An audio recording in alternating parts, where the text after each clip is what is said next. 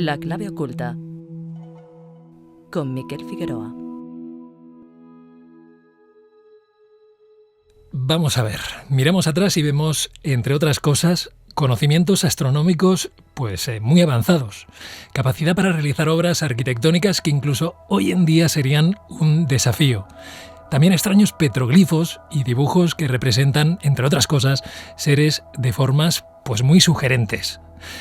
Lo lógico es que nuestra incapacidad para explicar algunos de estos hechos nos obligue a plantearnos todo tipo de hipótesis. Y una de estas hipótesis, una de las cuales es la de los aliens ancestrales. Es decir, ¿podríamos estar contemplando el legado de la antigua visita de seres de otros planetas? Bien, pues esto es lo que plantea el libro que tengo aquí entre manos. La editorial Luciérnaga lo ha publicado. Se titula Aliens Ancestrales. Su autor es el reportero de prensa, radio y televisión, Josep Guijarro. Buenos días, Josep. Muy buenos días. Bien, tenemos aquí, como digo, este libro Aliens Ancestrales que podríamos decir, digo yo, que es un poco la versión escrita del espacio extraterrestres, la versión española de Ancient Aliens, o creo que has querido poner algo más aquí, ¿verdad? Bueno, dices bien, es de algún modo una especie de cuaderno de bitácora, pero no solo de el material de la serie que quedó inédito, sino también de los preámbulos, de mis vicisitudes en torno a esa posibilidad que tú ahora apuntabas, ¿no? La de que eso que ha quedado inmortalizado en infinidad de leyendas, de mitos universales, porque se encuentran en todas las partes del mundo, y esto ya verás que es lo asombroso, puede tener que ver con algo que además ha puesto muy de moda la candidata demócrata a la presidencia de los Estados Unidos, Hillary Clinton, quien hace escasamente unas semanas reconocía que cabía la posibilidad de que seres de otros planetas hubieran visitado la Tierra en un pasado ancestral. Y esto que hasta ahora ponía un poco la sonrisa esa socarrona, ¿no?, en mucha gente, pues empieza a vislumbrarse como un algo muy serio. Y el libro intenta rendir homenaje a una serie de personas, de precursores, a los que tampoco ahora voy a dar total credibilidad, pero que hicieron que el interés de todo esto naciera en mi persona desde la más tierna infancia. Me refiero a Eric von Däniken, a Peter Colosimo, a Pauwels, a Bergier, en definitiva a todos aquellos heterodoxos que defendieron en unos tiempos muy complicados esa posibilidad de que seres de otros planetas fueran confundidos por dioses aquí en la Tierra. Te iba a preguntar, de hecho te voy a preguntar sobre todo por Eric von Däniken, por saber un poco y por cotejar tu opinión sobre su trabajo, pero antes quería, lo que estamos planteando aquí es tu viaje, a través de una serie de viajes a través del mundo en los que te vas dando cuenta de que hay algo que no encaja, ¿no? Vas encontrando, a veces de manera serendípica casi, una serie de pistas que te dicen, oye, lo que nos están explicando aquí los académicos no acaba de encajar. Claro, y sucedió además de una forma, tú lo has dicho, serendípica o casi por casualidad, porque yo me había dado un receso del mundo del misterio. Soy periodista y he trabajado en muchos ámbitos de la comunicación, y por aquel entonces yo estaba dirigiendo una revista de viajes, invitado a Nicaragua en el año 2008, para realizar un reportaje sobre un monje trapense que se llama Ernesto Cardenal, que estuvo detrás de la ideología de la contra nicaragüense, contra Anastasio Somoza, el funesto dictador de Nicaragua, que explotaba a los campesinos. Sí. La casa de Cardenal se ubica en un archipiélago que está inmerso dentro del lago Nicaragua, el Cochibolca, que dicen en náhuatl, ¿no?, los nicaragüenses, agua dulce, 11 kilómetros, pero que paradójicamente no se puede beber, con lo cual hay unos problemas tremendos, ¿no?, de agua. Pero en fin, que yo llegué allí, ponte un viernes, y no tenía las entrevistas hasta el día siguiente, de manera que lo que hice fue irme a ver un museo. Y así fue como me quedé de piedra frente a un panel que mostraba un ser antropomorfo, con 3 dedos en una mano, con 4 en la otra. El guía que me acompañaba vio que me quedaba así como pálido, me dijo, ¿te pasa algo? Y dije, ¿dónde está esto? Me dijo, esto está en la Cueva del Duende. Y al día siguiente fue a visitarla. La Cueva del Duende está llena de espirales, está llena de caritas. Dicen las gentes del lugar que moran por allí las almas de los difuntos, que identifican con luces que salen del lago y con seres de pequeño tamaño, muy escurridizos, que se dejan ver de tanto en tanto, y aquel ser antropomorfo, el duende de la cueva, como le llaman, parecía hecho por la misma mano que un mes antes había visto el mismo petroglifo, pero nada menos que en el Matarraña, en Teruel, un petroglifo que, según Amador Rebullida, recibe el nombre de divinidad astral de la Fresneda y que está representando en sus dedos a Mercurio, Venus y la Tierra en una mano y a Marte, Júpiter y Saturno en la otra.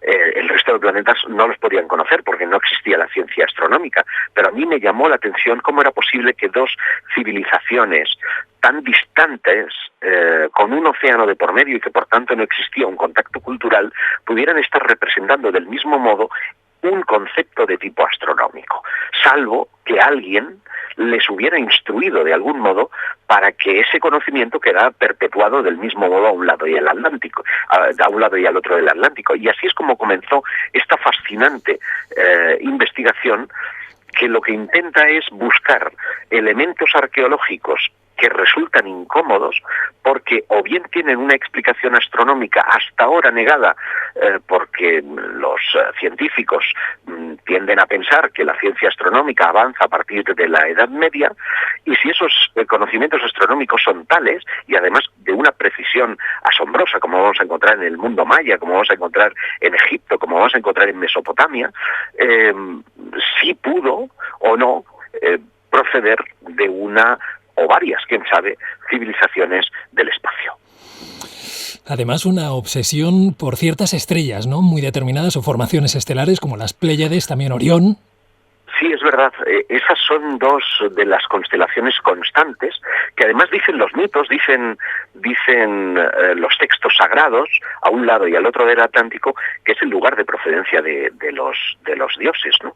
Las Pléyades son un cúmulo estelar que está situado a 440 años luz de distancia. Vamos, que la excursión no es de un día para otro.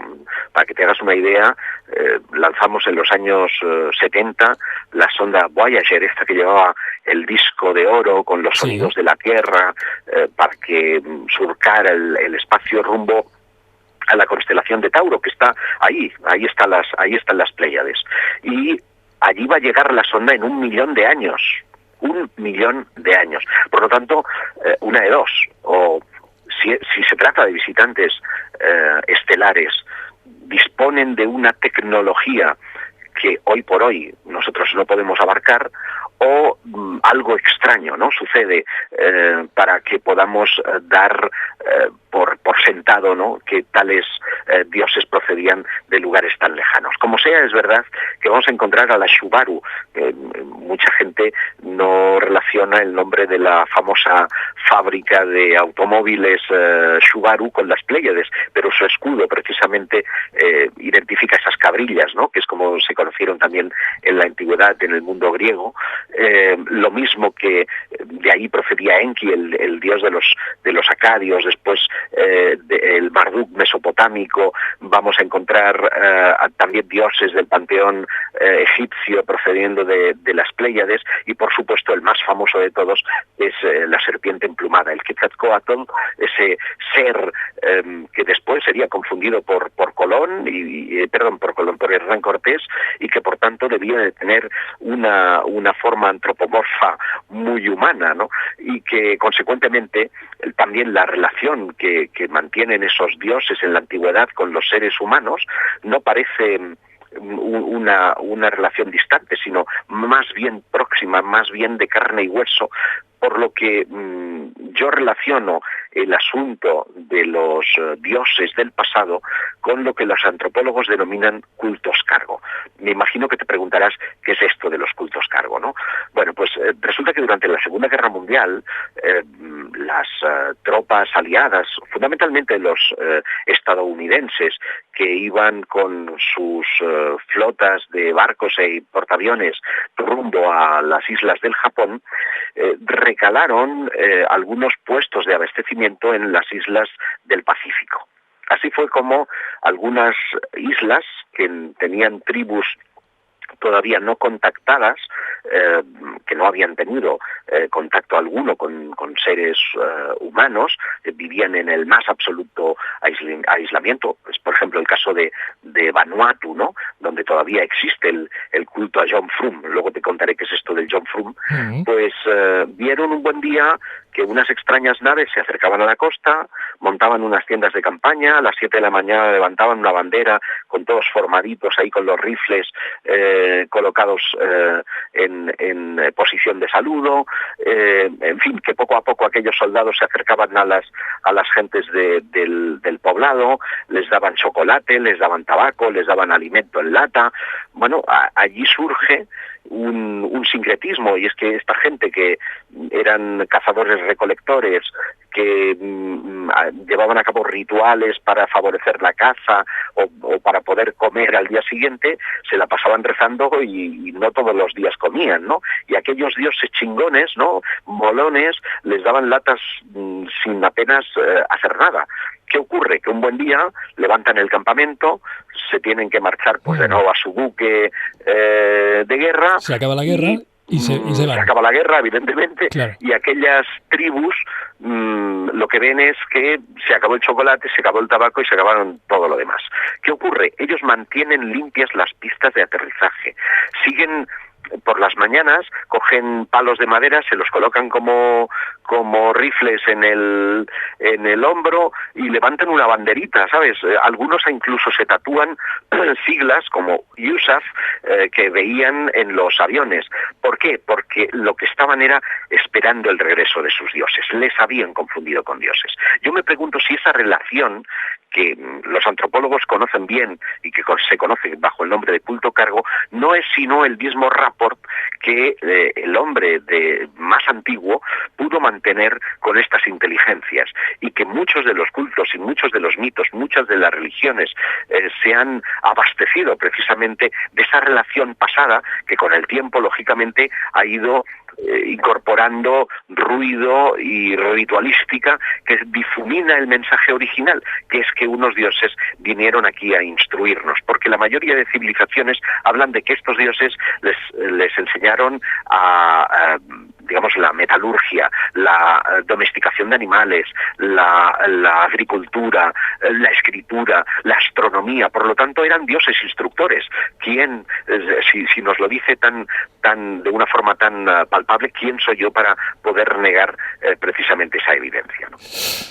Bien, lo cierto es que mientras tanto tenemos ahí una zona en la antigüedad donde de repente como setas surgen una serie de cosas, elementos que desafían a lo que sabemos, lo que creemos saber. Por ejemplo, las pirámides, construcciones como las pirámides, que algunos dicen pues que no es para tanto, y otros que realmente son obras que hoy en día no podríamos ni siquiera plantearnos imitar. Se nos antojan, tú lo acabas de decir, una construcción imposible para los conocimientos técnicos que les reconocemos a los egipcios de ese 2500 a.C., que es la antigüedad que la historiografía oficial otorga a las pirámides. Huelga decir que no ha habido ningún método de adaptación que pueda concretar que realmente esa fecha es la que dicen los arqueólogos, y digo esto porque yo sostengo no que le hicieron los extraterrestres, no, las pirámides las hicieron los humanos, ahí están, y es evidente que fue posible hacerlo, pero sí sostengo que fueron mucho más antiguas, muchísimo más antiguas de lo que la historiografía reconoce, de lo que quiere reconocer, porque hay un documento que se conserva en Turín, es un papiro que se conoce como el Canon de Turín. Sí. Se trata de 160 fragmentos de un papiro que es una cronología de faraones. En ellos está Menes, el faraón de la primera dinastía, hasta los Ptolomeos, los de la última. Sí. Y encajan todos, uno por uno, con lo que dicen los egiptólogos. Pero van un poco más allá, ¿no? ¿Por qué no lo reconocen? Efectivamente, claro, van mucho más allá, hasta el 12.500. ¿Qué dice? Que en ese tiempo, al que llaman Tap-Seti o Edad de Oro, habían unos seres, mitad dioses, mitad otra cosa, que llaman los Sem-Suhor, los compañeros de Horus, que fueron los que enseñaron a aquellas gentes a todo lo que antes comenté: agricultura, astronomía, construcción, etcétera, etcétera, etcétera. ¿Quiénes eran? Bueno, pues esos son los hijos de los dioses. Son esos Sem-Suhor son indiscutiblemente esos seres de procedencia extraña, de procedencia mítica, que yo relaciono con las visitas estelares. Que además, esta cronología que nos plantea el Canon de Turín concuerda con la teoría de la correlación del complejo de Giza con la constelación de Orión, que apunta a una fecha, ¿no? El 10.500 a.C. Efectivamente, encaja fil per randa, que diríamos en catalán, sí, con esa cronología, con esa idea que apuntó mi buen amigo Robert Bauval en la correlación de Orión. Es muy curioso, porque él se dio cuenta, visitando las estancias, abigarradas estancias del Museo del Cairo, donde donde se conserva una pequeñísima estatuita del faraón Keops. Bueno, pues allí hay un mapa realizado en los años 60 por la Fuerza Aérea, que es un plano cenital de la meseta de Giza. Y se ve perfectamente que existe una correlación de 45 grados entre los ejes de las pirámides, entre Keops y Kefren, pero la pirámide más pequeña, la de Mykerinos, está ligeramente desviada de ese eje de 45 grados. Y además cada una de ellas tiene un tamaño que se corresponde en magnitud con el firmamento, con las estrellas del cinturón de Orión.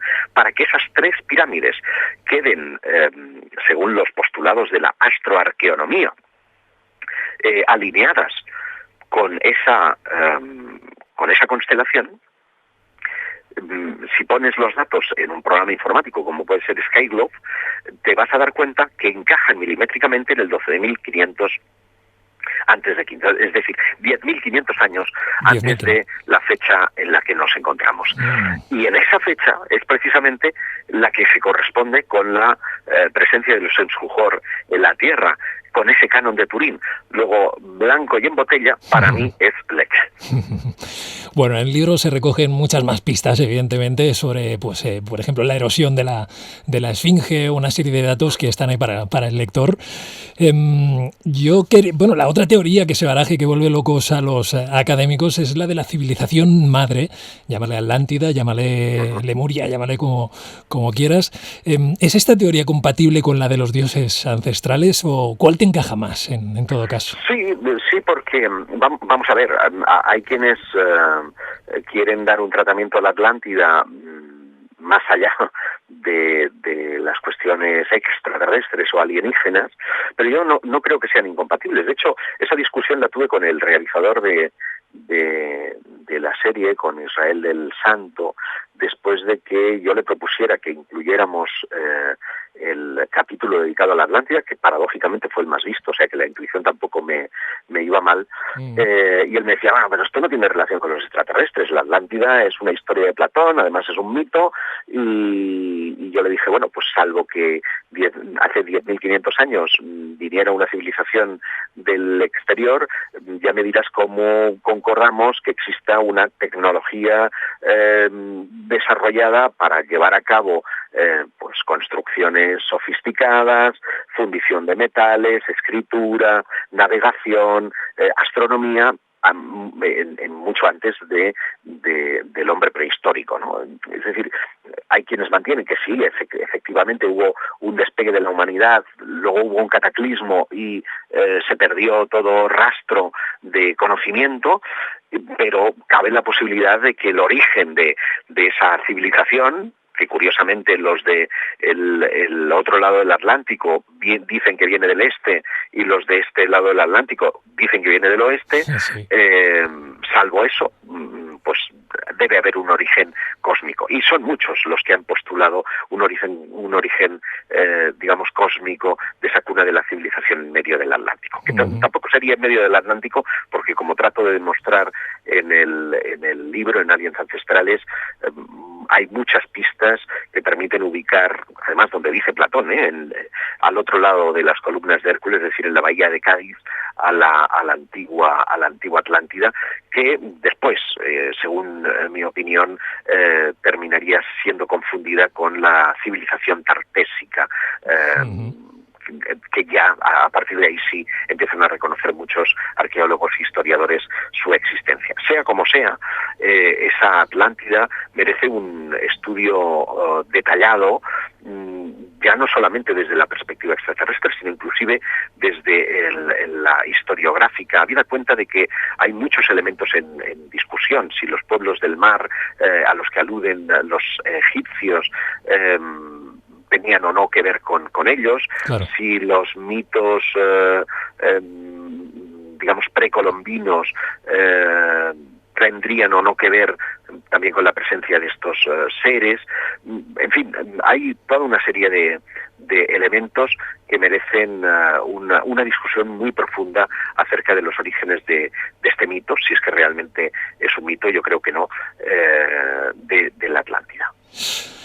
Bien, y no quiero acabar sin antes preguntarte lo que te quería preguntar al principio sobre Erich von Däniken, que es un poco uno de los autores pues que nos introdujo a todos estos temas y que generó, bueno, pues que genera mucha controversia por lo que ha llegado a decir. Me interesa saber tu opinión, hasta qué punto crees tú que está acertado o desacertado Erich von Däniken. Vamos a ver, Erich estuvo en su día muy desacertado. Yo no voy a ser quien diga lo contrario, entre otras cosas porque él, años más tarde, en un libro que se llamó Los ojos de la Esfinge, sí, reconocía haber cometido exageraciones, haber realizado trabajos menos rigurosos, pero si tiene algún mérito, y ese es sí se lo reconozco, es el de haber sembrado la duda en un tiempo muy complicado. Sí. Y esa duda que ha germinado pues en generaciones de jóvenes entonces, ahora ya mucho más adultos, esa inquietud nos la sembró precisamente sus lecturas y hemos tenido la madurez para saber sacar el grano de la paja, que hay mucha paja, pero el grano que hay es lo suficientemente interesante como para tirar del hilo y seguir investigando algunas cosas. Es decir, cuando él dice que las pistas de Nazca son pistas de aterrizaje para ovnis, yo digo, este hombre se ha fumado cualquier cosa, ¿vale? Pero es evidente que en Nazca hay un misterio. Claro. Pues cosas como esas son las que a mí me han animado a seguir investigando a lo largo del tiempo y a seguir tan apasionado como el primer día por desvelar muchos de los misterios de nuestro mundo. Pero parece, Josep, que haya como dos tendencias muy opuestas, ¿no? La del inmovilismo, los académicos que no quieren saber nada de este tipo de teorías, aunque hayan desafíos y los tengan delante, parece que no quieran ver, pero por otro lado también a lo mejor quien quiere ver extraterrestres por todos lados, ¿no? Parece que haya estas dos. Sí, estoy de acuerdo, pero fíjate, voy a serte también muy claro en este asunto, ¿no? Yo, gracias a la serie, he tenido oportunidad de tratar con muchos científicos de distintos niveles y todos ellos te decían unas cosas fuera de cámara que después no mantenían en el vivo y el directo, y cuando tú les decías o les hacías notar la contradicción, decían, bueno, es que yo vivo de mi trabajo, claro, y el contar determinadas cosas me cierra la puerta a becas, me cierra la puerta a publicación, me cierra la puerta a muchas cosas, y están dentro del establishment, ¿eh? En cierta medida, Ocurre también lo mismo con los más heterodoxos. Cuanto más serio es un libro, un trabajo periodístico, un trabajo de investigación, parece que menos opciones tienes de que después vea la luz. Entonces, mantener el equilibrio entre la seriedad y lo friki, y mantener el equilibrio entre lo académico y lo heterodoxo, el punto clave es el equilibrio. Y entonces quienes son capaces, déjame que me incluya, quienes somos capaces de mantenernos en ese punto de cordura y de seriedad, bueno, a lo mejor no vendemos todos los libros que nos gustaría, pero solemos dormir tranquilos por las noches. Que es lo importante, claro que sí. Bueno, pues un trabajo para saber si, como dice en la contraportada de manera muy aguda, si hay alguien ahí. Si hay alguien ahí. Bueno, pues se llama Aliens Ancestrales. Josep, no sé si hay alguna nueva temporada en vistas de extraterrestres. ¿Hay algún proyecto así que quieras...? Pues la temporada está entregada, pero realmente no nos hemos puesto a grabar, así que habrá que ver si los dioses, no sé si de las estrellas o de la televisión, determinan que hay capacidad para una nueva temporada, a pesar de que las 3 anteriores siguen teniendo muy buena acogida. Compró los derechos recientemente Mega en el grupo de A3 Media, y la verdad es que está teniendo de nuevo unos resultados de audiencia extraordinarios. Así que yo confío que tarde o temprano volvamos a la carretera, volvamos a seguir batallando por explicar cosas que resultan incómodas a la ciencia, que resultan muy estimulantes para la imaginación. Pues ahí queda dicho. Mucha suerte y un abrazo. Gracias, Josep. Un placer. Muy buenos días. La clave oculta. Síguenos en Facebook, Twitter y en el blog del programa, laclaveoculta.blogspot.com.